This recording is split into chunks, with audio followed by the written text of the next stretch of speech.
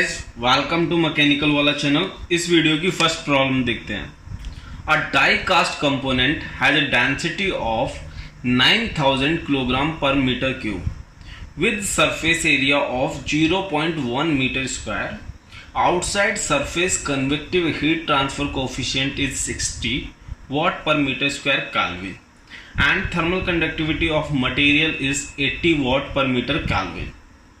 The maximum mass of the component so that lumped parameter analysis holds true is किसमें find करना है? In kilogram find करना है। Okay, तो हमें क्या दे रखा है? डेंसिटी दे रखी है, सरफेस एरिया दे रखा है, हीट ट्रांसफर कोफिशिएंट दे रखा है और थर्मल कंडक्टिविटी दे रखी है। हमसे बोल रहा है कि हमें मास फाइंड करना है, वो भी मैक्सिमम। और कंडीशन क्या दे रखी है? Lumped parameter analysis true hold करनी चाहिए। तो लंप्ड पैरामीटर एनालिसिस के लिए क्या होता है? Biot number is less than 0.1 होता है। बायोट नंबर क्या होता है? HS/K less than 0.1। K किसकी थर्मल कंडक्टिविटी? यहां पर सॉलिड की होती है इन बायोट नंबर। नुसेल्ट नंबर में थर्मल कंडक्टिविटी फ्लूइड की होती है। तो हीट ट्रांसफर कोफिशिएंट दे रखा है हमें 60, थर्मल कंडक्टिविटी दे रखी है 80। S क्या होता है? S होता है वॉल्यूम अपॉन सरफेस एरिया। ये होता है volume upon surface area.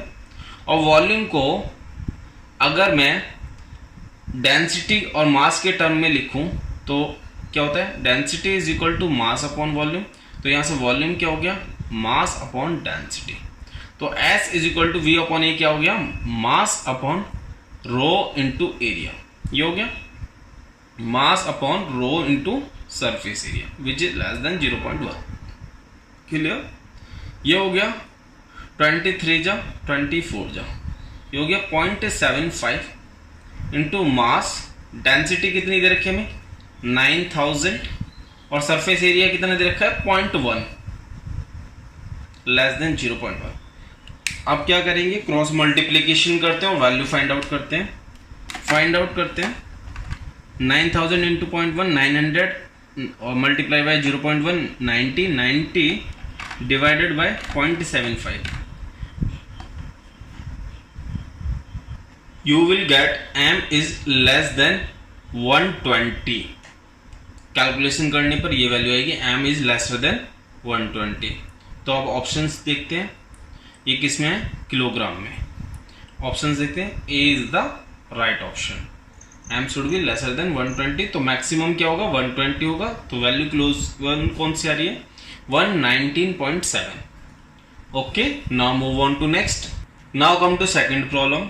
A cylindrical pin of diameter 5 cm and length 20 cm with negligible heat loss from the tip has an efficiency of 0.5. The effectiveness of the fin is most important. Negligible heat loss from the tip. हमें कौन सा case दे रखा है? Adiabatic tip का। Adiabatic tip का tip adiabatic नहीं होती है, वहां पर हीट लॉस नेग्लिजिबल होता है, इसलिए हम उसे एडियाबेटिक टिप बोलते हैं। ओके, तो हमें डाटा दे रखा है, डायमीटर और लेंथ दे रखी है, एफिशिएंसी दे रखी है, इफेक्टिवनेस पूछ रहे हैं। तो केस हो गया हमारा ये एडियाबेटिक टिप का। इस केस के लिए एफिशिएंसी क्या होती है? Efficiency is tan hyperbolic ml upon ml, ये होती है। एफिशिएंसी की वैल्यू आपको दे रखी है, that is 0.5 tan hyperbolic ml upon ml, ये हो गया। टिप के केस में इफेक्टिवनेस क्या होती है? Epsilon is equal to tan hyperbolic ml upon under root HA upon KP, ये होता है। इस टर्म को जो डिनोमिनेटर में है, इसे मैं क्या लिख सकता हूं? Under root HA upon KP को मैं इस फॉर्म में लिख सकता हूं, under root HP upon KA into A upon P, ये लिख सकता हूं।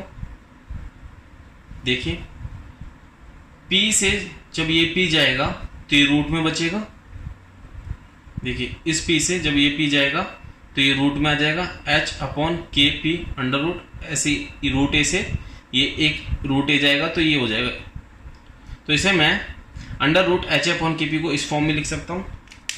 और ये क्या है मेरा, ये मेरा है m, slope of heat transfer line. Okay, तो इस ये अब मेरा क्या हो गया, tan hyperbolic ml upon m into A upon P, ये हो गया। tan हाइपरबोलिक ml की वैल्यू मैं यहां से ले लेता हूं, ये हो गया 0.5 इंटू ml, यहां रख देते हैं 0.5 into ml, m into A upon P. Okay, m से m कैंसिल आउट हो गया, 0.5 into L into P upon A, reverse कर दिया। 0.5 एल लेंथ दे रखा है 20 सेंटीमीटर, मीटर में रखते हैं 0.2। पेरीमीटर क्या होता है, पाई इंटू डी। और ये एरिया कौन सा है, क्रॉस सेक्शनल एरिया। जो टिप है मेरी सिलिंड्रिकल टिप, ये क्रॉस सेक्शनल एरिया है, क्रॉस सेक्शनल एरिया। ओके, तो ये ए पाई बाई 4 डी स्क्वायर हुआ, पाई से पाई कैंसिल आउट हो गया। ये 0.5 इंटू 0.2 कितना होगा, 0.10 इंटू 4 ऊपर आ जाएगा 1 अपॉन डी, तो ये हो गया 0.4 अपॉन डी। डी कितना दे रखा है मुझे, डायमीटर 5 सेंटीमीटर, 5 सेंटीमीटर को मीटर में रखूँ तो ये हो गया 0.05। ओके, तो ये आया 5 8 जा 40। Now come to problem number 3. A heat exchanger is used to condense 10 kilogram per second of a fluid. उसकी latent heat दे रखी है, latent heat of condensation 500 kg kilojoule per kilogram. With a cooling water flowing at 60 kilogram per second, the LMTD is 60 degrees Celsius and overall heat transfer coefficient is 500 watt per meter square Kelvin. The tubes used are 25 mm diameter and 5 mm length. The velocity of cooling water is 4 meter per second. Find the number of tube passes required. Assume cooling water flowing through tube and neglect tube thickness. Very important point, neglect tube thickness. मैं बताऊंगा इसका क्या relevance है। 4 options दे रखे हैं आपको। तो सबसे पहले जब भी कभी हीट एक्सचेंजर की प्रॉब्लम करते हैं, सबसे पहले एक साइड आप लिख लीजिए हॉट, दूसरी साइड लिख लीजिए आप कोल्ड। ओके, हॉट में आपको यहां पर कोई अननोन फ्लूइड दे रखा है और कोल्ड में आपको कूलिंग वाटर दे रखा है। डाटा देख लेते हैं क्या क्या दे रखा है। हॉट फ्लूइड जिसे कंडेंस किया जा रहा है उसकी आपको मास फ्लो रेट दे रखी है mh डॉट 10 किलोग्राम पर सेकेंड। कोल्ड फ्लूइड के केस में आपको दे रखा है मास flow rate which is 60 kilogram पर सेकेंड। अपार्ट फ्रॉम दिस आपको क्या दे रखा है, LMTD डेल्टा TM दे रखा है 60 degree Celsius. Overall heat transfer coefficient 500 वाट पर मीटर स्क्वायर केल्विन दे रखा है। ट्यूब्स यूज्ड, ट्यूब का केवल एक ही डायमीटर दे रखा है, इनसाइड आउटसाइड नहीं दे रखा है। क्यों, क्योंकि यहाँ पे बोल रहे हैं नेग्लेक्ट ट्यूब थिकनेस, तो यहाँ पर इनसाइड आउटसाइड डायमीटर नहीं दे रखा है, आपको एक ही डायमीटर दे रखा है। स्मॉल डी मान लिया आपने 25 mm। ओके, लेंथ दे रखी है ट्यूब की 5 mm, सॉरी लेंथ mm में नहीं है, मीटर में है, क्योंकि लेंथ डायमीटर से थोड़ी, लेंथ डायमीटर से बड़ी होगी obviously. The velocity of cooling water, आपको वेलोसिटी दे रखी है आपको 4 मीटर पर second. Number of tube passes required, आपसे पूछ रहा है P पासेस। ओके, अब प्रॉब्लम को सॉल्व करते हैं। देखिए आपको U दे रखा है और आपको कुछ डाटा दे रखा है जिससे आप एरिया भी फाइंड आउट कर सकते हैं। ओके, एरिया फाइंड आउट कर सकते हैं। और आपको इसकी लेटेंट हीट दे रखी है हॉट फ्लूइड की HFG, मीन्स जितना भी हीट एक्सचेंज हो रहा है आप इस डाटा से निकाल सकते हैं। तो देखते हैं, Q is equal to U A delta TM सभी को पता है। Q क्या होगा, यहां पर हम जब हमें MH और HFG दे रखा है तो हम यहाँ से फाइंड आउट करेंगे। कूलिंग वाटर का इनसफिशिएंट डाटा है क्योंकि हमें इनलेट आउटलेट टेम्परेचर दे नहीं रखा है, तो इससे फाइंड कर नहीं सकते, इसलिए हम इससे फाइंड करेंगे। MH dot into HFG, U कितना दे रखा है आपको, overall heat transfer coefficient 500, area अभी फाइंड आउट करेंगे यहाँ से। डेल्टा Tm आपको दे रखा है 60, MH यहाँ पर है 10, HFG 500 किलो जूल। तो किलो जूल को किस में करेंगे, जूल में convert. 500 into A into 60, calculator use करते हैं और एरिया फाइंड आउट करते हैं। वैसे बहुत इजी है, देखिए 500 से 500 कैंसिल हो गया, 10 से 10 कैंसिल हो गया, तो यहाँ पर आया आपका 1000 डिवाइडेड बाय 6। इसे आप डेसिमल में भी निकाल सकते हैं। 1000 divided by 6, you will gate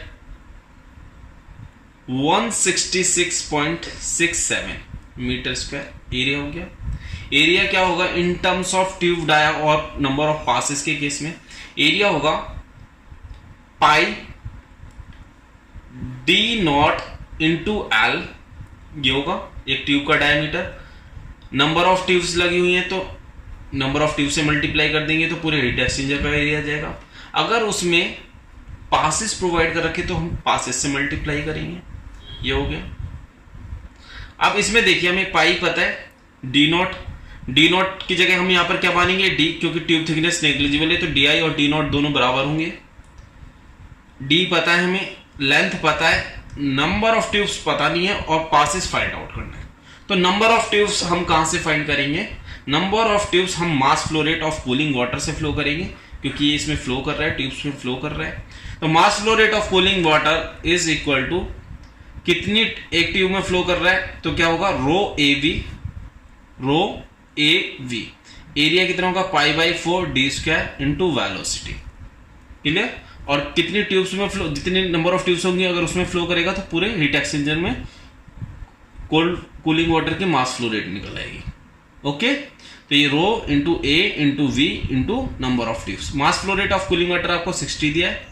density cold water की होती है 1000, पाई बाई 4, डायमीटर मीटर में रखेंगे तो 0.025 का स्क्वायर, 0.025 का square into velocity 4।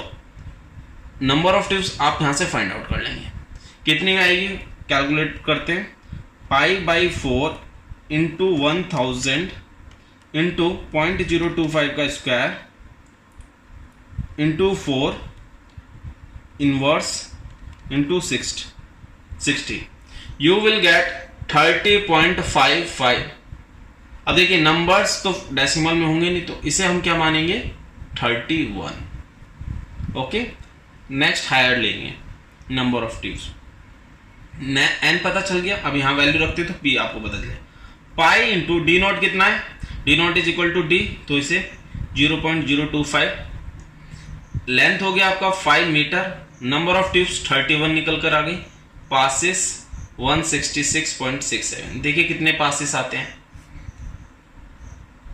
31 into 5 into 0.025 into pi inverse multiplied by 166.67, you will get 13.69। Number of passes decimal में होंगे नहीं तो आप नेक्स्ट हायर लेंगे 40। So your option D is the correct answer, D is the correct answer. Now move on to next. Now come to fourth question. Fourth question क्या कह रहे हैं, two rods as shown in figure have identical geometrical dimensions. They are in contact with heat at both ends at temperature 100 degree Celsius and 0 degree Celsius, insulated to the surrounding। ऊपर नीचे से surrounding, ऊपर नीचे से ये insulated है, means इसमें जो हीट का फ्लो होगा ओनली वन डायरेक्शन में होगा, from high temperature to low temperature. Temperature at junction is 60 degree. यहाँ का टेम्परेचर भी दे रखा है, इस जंक्शन का टेम्परेचर भी दे रखा है 60 डिग्री सेल्सियस। ये रॉड ए है, ये रॉड बी है। ओके, अब कह रहा है temperature at the junction if the rods are interchange, means rod B को उठा के मैं यहां रख दूं, रॉड ए को उठाकर यहां पर रख दूं, तो क्या जंक्शन का टेम्परेचर हो जाएगा वो देखते हैं। पहले मैं एक फिगर ड्रॉ कर देता हूं। ये मैंने इंटरचेंज कर दिया, ये बी हो गई, ये ए हो गई। Okay, temperature and temperature same रहेंगे। अब ये जंक्शन का टेम्परेचर पूछ रहा है, जंक्शन का कितना टेम्परेचर हो जाएगा। माय डियर फ्रेंड्स, आप देखिए ये सीरीज कॉम्बिनेशन है, means amount of heat flow rate will remain same. जो क्यू ए में फ्लो करेगा वही क्यू बी में फ्लो करेगा। मैं लिख सकता हूं इसके लिए Q A is equal to Q B, right. Rate of heat flow through A is equal to rate of heat flow through B rod. Q A क्या होगा, के ए इंटू एरिया, एरिया ये वाला एरिया जिसके perpendicular heat flow कर रही है, into temperature difference. Temperature difference यहां पर कितना होगा, 100 माइनस 60 डिवाइडेड बाय लेंथ। देखिए आइडेंटिकल ज्योमेट्रिकल डायमेंशंस बोला है, मींस एरिया और लेंथ सेम रहेगा।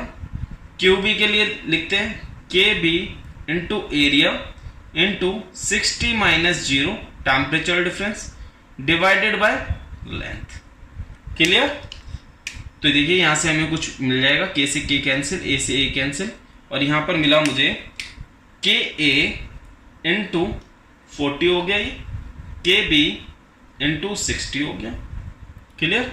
22 जा 23 जा, what I will get here, के ए अपॉन के बी इज इक्वल टू 3/2। ये मिल गया मुझे एक थर्मल कंडक्टिविटी का रेशियो। अब इसमें देखते हैं, ये भी सीरीज कॉम्बिनेशन है, तो Q B is equal to Q A रहेगा। क्यू बी कितना होगा, K B into area into temperature difference 100 minus theta upon length,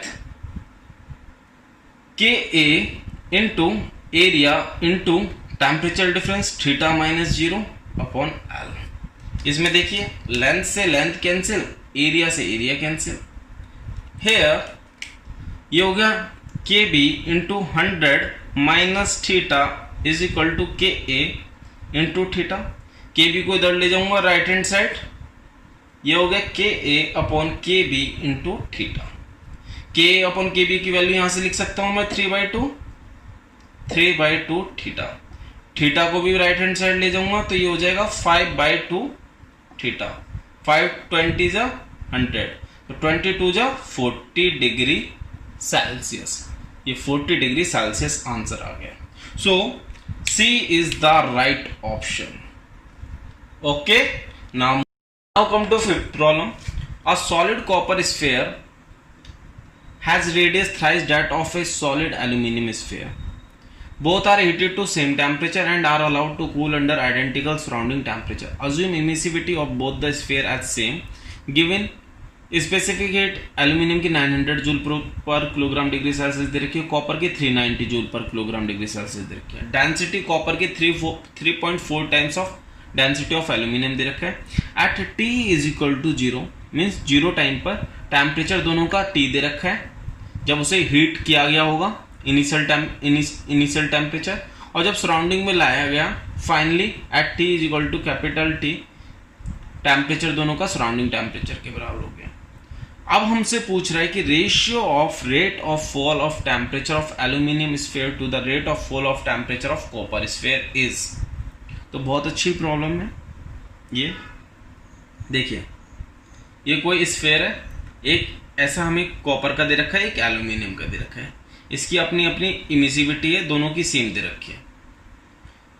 इसका इनिशियल टेम्परेचर जब इसे हीट करके एक टेम्परेचर पर रखा गया दैट इज T, और आफ्टर टाइम T टेम्परेचर कितना हो गया, T infinity mean surrounding temperature के बराबर हो गया। टेम्परेचर डिफरेंस की वजह से हीट ट्रांसफर होगा in the form of radiation, तो इसकी इंटरनल एनर्जी डिक्रीज होगी। जितना हीट ट्रांसफर हुआ कॉपर से सराउंडिंग में उतनी amount of internal energy decrease करेगी। इस कंसेप्ट को लेकर आगे बढ़ते हैं। ओके, तो सबसे पहले हम कॉपर के लिए देखते हैं। फॉर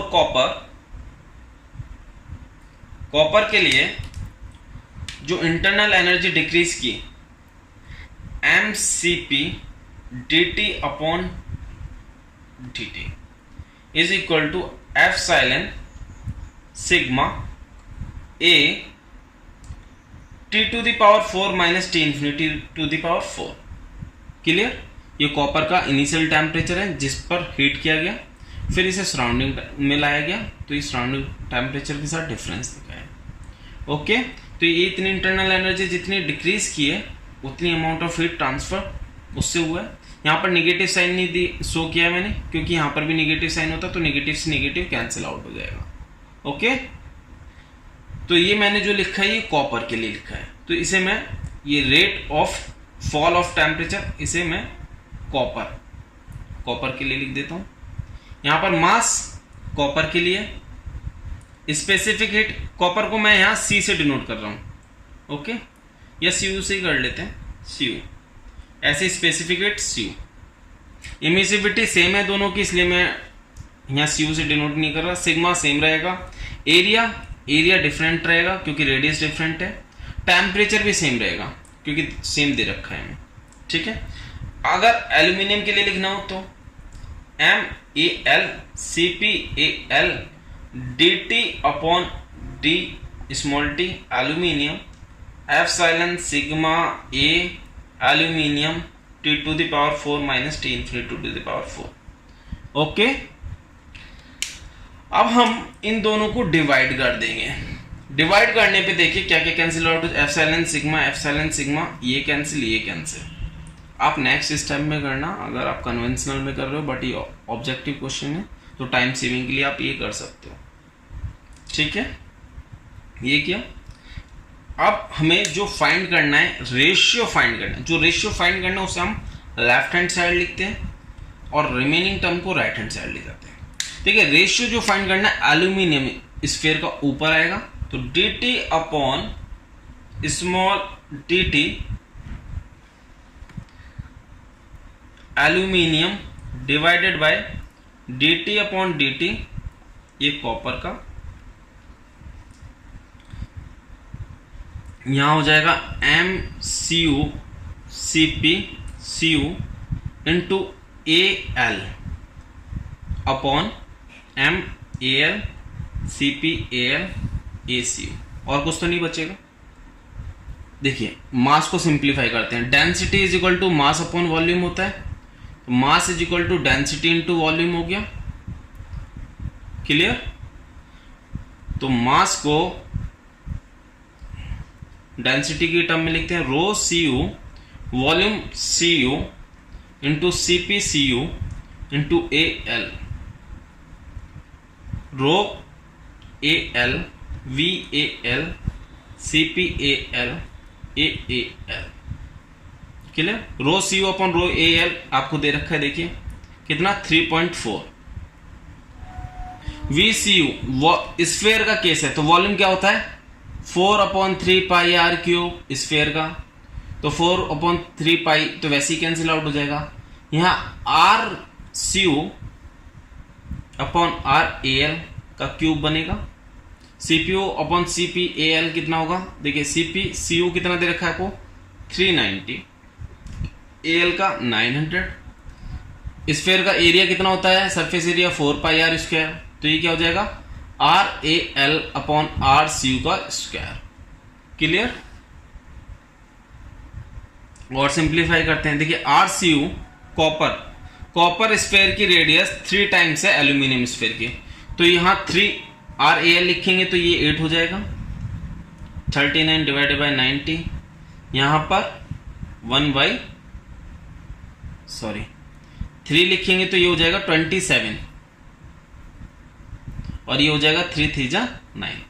इसे सिंपल कैलकुलेट करते हैं with the help of calculator और वैल्यू फाइंड करते हैं। 3.4 into 27 into 39 divided by 90 divided by 9, you will get 4.42. So your D is the right option. Thanks for watching this video. अगर आपको video पसंद आया हो प्लीज़ लाइक करें, share करें, सब्सक्राइब करें। रेगुलर अपडेट्स के लिए please ring the bell. Thank you so much.